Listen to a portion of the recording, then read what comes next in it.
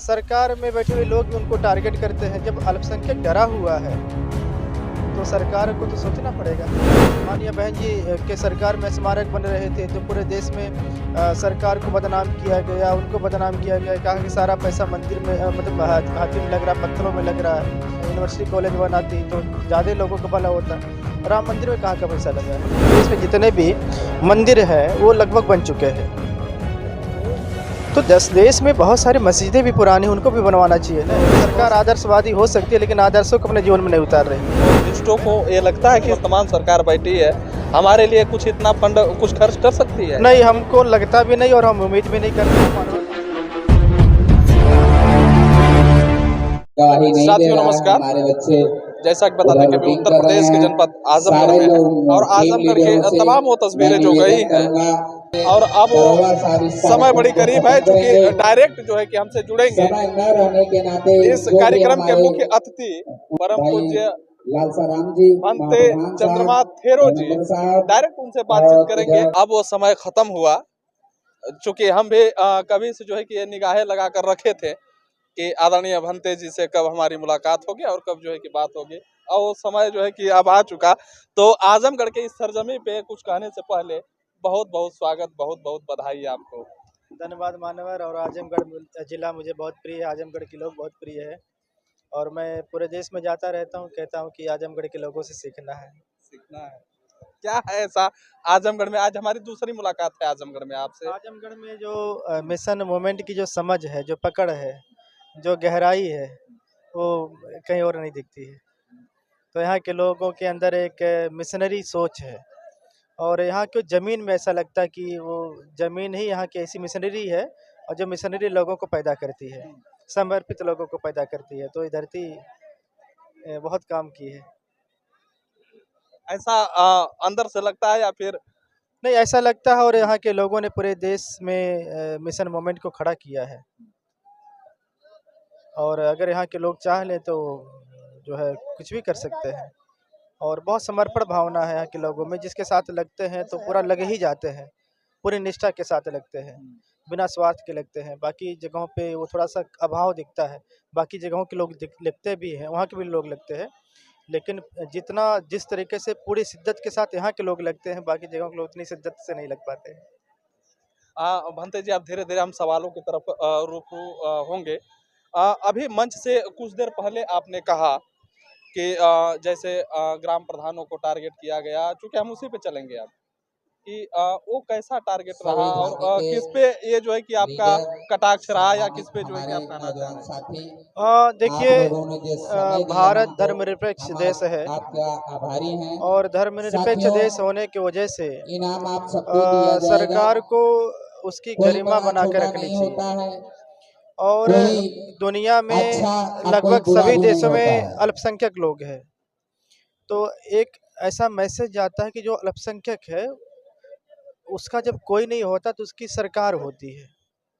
तो उनकी उनकी सारी उनके उनके उनके मतलब उनके उन्नति की, उनकी सुरक्षा की सारी जिम्मेदारी सरकार की होती है और सरकार उनको संरक्षण देती है अपने अपने अल्पसंख्यकों को। उनको श्योर करती है कि हम आपके साथ हैं, आपको कोई दिक्कत नहीं होने पाएगी। तो अल्पसंख्यक बिना किसी डर भय के उन देशों में लोग रहते हैं और अपना जो भी है अपने सिद्धांतों को अपना जीते हैं और थोड़ा बहुत प्रचार प्रसार भी करते हैं। जितना हो सके सरकार उनको देती है, अवसर देती है। हमारे देश में क्या हो रहा, अल्पसंख्यक असुरक्षित है और सरकारों से डरा हुआ है। आरोप लगा रहे हैं आप? नहीं, आरोप नहीं लगा रहे, सच्चाई है। और सरकार में बैठे हुए लोग भी उनको टारगेट करते हैं। जब अल्पसंख्यक डरा हुआ है तो सरकार को तो सोचना पड़ेगा कि हमारे देश के लोग ही डरे हुए हैं। तो मैं जो है सरकार से भी चाहता हूँ कि अपने अल्पसंख्यकों को श्योर करें कि मतलब डरे न। और दूसरा उनके उनके लिए जो है उनके उन्नति के जो है उनको डराए नहीं, बल्कि उनको आगे बढ़ाने का काम करे। और धर्मनिरपेक्ष देश है तो अभी एक ही धर्म के लिए हजारों करोड़ रुपए क्यों खर्च हो रहे हैं?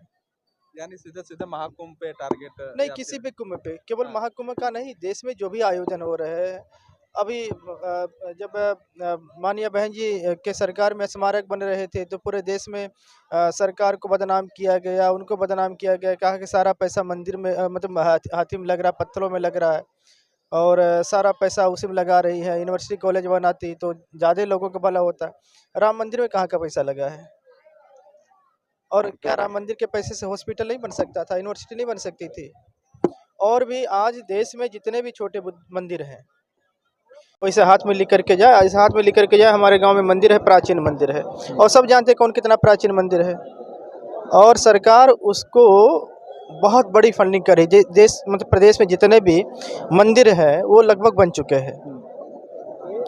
तो देश में बहुत सारी मस्जिदें भी पुरानी, उनको भी बनवाना चाहिए ना। देश में बहुत सारे हमारे जो महापुरुष लोग हैं उनके संबंधित उनके जन्म के, उनके परिनिर्वाण से संबंधित स्थल भी है, उन पे भी तो सरकारों का ध्यान होना चाहिए ना। जिन्होंने मानवता की लड़ाई लड़ी वो उपेक्षित हैं सब। लोग भूल गए हैं बहुत सारे स्थानों पे कि हाँ हुआ क्या किसका। तो सरकार उधर नहीं ध्यान दे रही है। और सरकार जो है, सरकार इस समय कितना यूनिवर्सिटी बना रही है, सरकार कितना मेडिकल कॉलेज बना रही है। सबका साथ सबका विकास का नारा तो लगा रही है ना सरकार। हाँ, लेकिन वो आदर्शों की बात करना, आदर्शों को जीवन में उतारना ये अलग पहलू होता है। तो सरकार आदर्शवादी हो सकती है लेकिन आदर्शों को अपने जीवन में नहीं उतार रही है।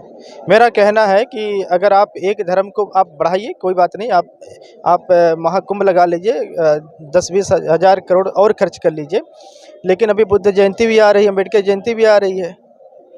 तो आप मतलब पूरा बुद्ध धर्म तो पूरी दुनिया में है और आप बाहर जाकर कहते भी हैं कि हम बुद्ध के देश से आए हैं, तो अपने देश में बुद्ध जयंती मनाना लो, बढ़िया से हर गाँव मना लीजिए।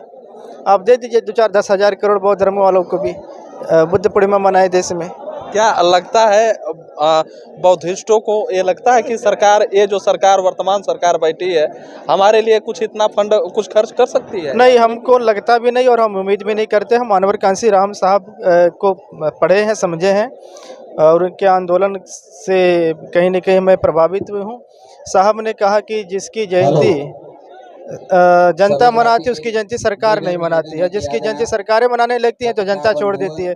तो मैं तो चाहूँगा, बुद्ध पूर्णिमा तो जनता मनाती है, इसलिए सरकार नहीं मनाती है। तो हम लोग कहीं सरकार का बहुत ज़्यादा सहयोग भी नहीं लेते हैं, लेकिन सरकारों को भी नैतिक कर्तव्य है कि उनको अपने तरीके से करना चाहिए। आरएसएस ये दावा कर रही है, ये बातें भी चल रही हैं कि 2026 तक ये जो है कि देश हिंदू राष्ट्र में तब्दील होगा, हिंदू राष्ट्र हम लोग बनाएंगे। तो इतना बड़ा जो संघर्ष आप लोग कर रहे हैं कि बौद्धमय बनाना है या बौद्ध के जो ज्ञान है वो जन जन तक पहुंचाना, ये कैसे संभव होगा? सपना कोई भी देख सकता है किसी राष्ट्र का, उसको मुझे कुछ भी नहीं मतलब आपत्ति है। सपना देखने की स्वतंत्रता सबको है और सबको देखना भी चाहिए, लेकिन मैं बहुत स्पष्ट कह रहा हूँ कि दुनिया में कोई एक दवा नहीं बनी है जिससे सारी बीमारी दूर हो जाए। भारत में विभिन्न मन के लोग हैं, विभिन्न मानसिकता के लोग, हजारों परंपराओं के लोग हैं। तो कोई एक रिलीजन नहीं बना कि जो सारे लोगों को मतलब सारे लोगों पे लागू हो जाए। तो वो बातें बहुत कही जा सकती। ठीक है, आप कानूनी रूप से कर सकते हैं, लेकिन मानसिक रूप से कैसे बदलेंगे आप? आप कागज़ पे कोयटो बनाएंगे, आप स्मार्ट सिटी बना सकते हैं, लेकिन स्मार्ट सिटीजन कहाँ से लेकर आएंगे? लीडर आप लोग बढ़ जाइए, आप लोग और अगर आपका स्मार्ट सिटीजन नहीं होगा, आपके सिटी को बर्बाद कर देगा। भी नौजवान साथी हैं, किसी तो महत्वपूर्ण नहीं है कि आप कोई राष्ट्र बनाइए, महत्वपूर्ण है कि अपने विचारधाराओं से प्रभावित करिए। तमाम जगह है, आप दबाव मत बनाइए। बैठ जाएंगे। आप छूट दे दीजिए इस देश को कि हर व्यक्ति स्वतंत्र है, अपनी इच्छा अनुसार अपने मार्ग को प्रशस्त कर सकता, अपने मार्ग को मतलब अपना सकता है जिससे उसकी उन्नति हो सके। आप छूट दे दीजिए पूरे देश को। आप सही कर रहे हैं, इतना हो जाए। चलते चलते भांते जी एक लास्ट सवाल करेंगे कि आज जो कि रविदास जयंती पे जो संतों में शिरोमणि संत गुरु रविदास जी का जो आज 648वीं जो जन्म दिन मनाया जा रहा है, वर्षगांठ जो मनाया जा रहा है, इस पे आजमगढ़ की जनता को या इस प्रदेश की जनता को, इस देश की जनता को आप क्या संदेश देना चाहेंगे यहाँ आजमगढ़? देखिए, पूरे दुनिया में सबसे बड़ी जयंती तथागत बुद्ध की मनाई जाती है, पूरी दुनिया मनाती है। और उसके बाद बड़े पैमाने पर अगर किसी की जयंती मनाई जाती है पूरे देश में, पूरी दुनिया में, तो बाबा साहब अम्बेडकर की मनाई जाती है। और अभी अगर किसी महापुरुष की सबसे ज़्यादा जयंती मनाई जा रही है पूरे देश दुनिया में, तो गुरु रविदास जी की मनाई जा रही है। तो गुरु रविदास जी बहुत प्रासंगिक होते जा रहे हैं और जो बातें उन्होंने बुद्ध ने कही है उसी बातों को रविदास जी ने अपने शब्द दिए हैं। और बाबा साहब अम्बेडकर ने